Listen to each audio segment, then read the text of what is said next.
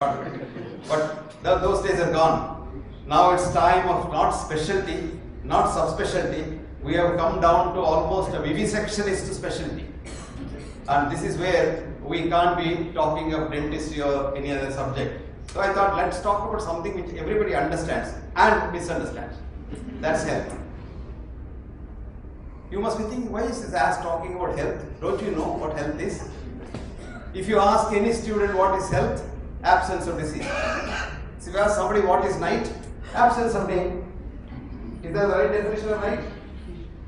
Absence of disease is not health. Because there is nobody, according to the present concept, who has no disease at all. Did you know that?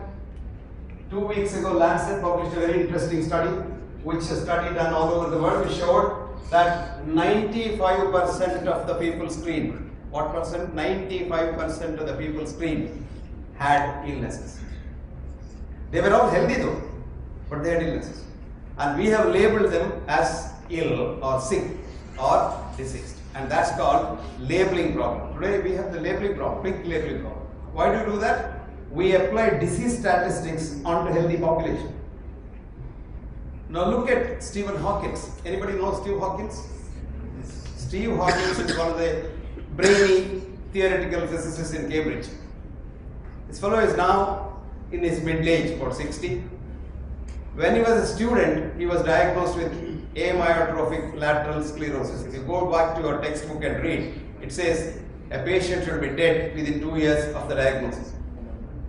Now he has been alive for 42 years and very productive at that. Even today, he is a professor of physics in Cambridge. He can't speak, he can't lift a finger, he can't move, he has a special chair. He can't speak loudly, but he can think, and the thinking goes to the computer. He has got a special computer. And he lectures all over the world. So do you class him as sick or healthy? So this is the problem. And not only that, the survey which is published in Lancet showed that 1 in 20 human beings have got at least 5 to 10 diseases at a given time. Isn't that a good business? Have you ever thought about it? If you can drug or intervene in 95% of the population, you have on a given day about 5 billion people as your customers. New Zealand thought of an innovative idea. We will have everybody healthy teeth some years ago. So they said teeth examination and teeth treatment, dentistry is free and compulsory. Once in 3 months, every human being in New Zealand must see a dental surgeon. Very quickly they stopped it after 10 years because everybody happened to be a patient after 10 years. Everybody had a dental problem.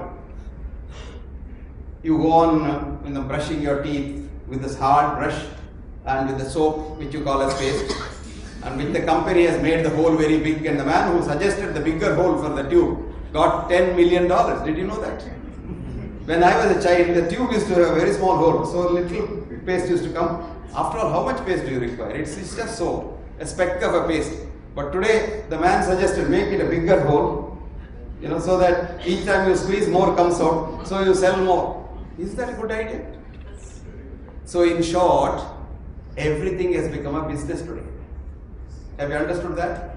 So for business, the definition of health based on disease is a very good thing. You have never thought about it. Alma Ata definition of health, which every person who speaks from the podium talks about and thinks that is God-given, which says absence of disease. Next slide, please. Is somebody at the computer? Oh, second slide, third slide, please. Or can I change it?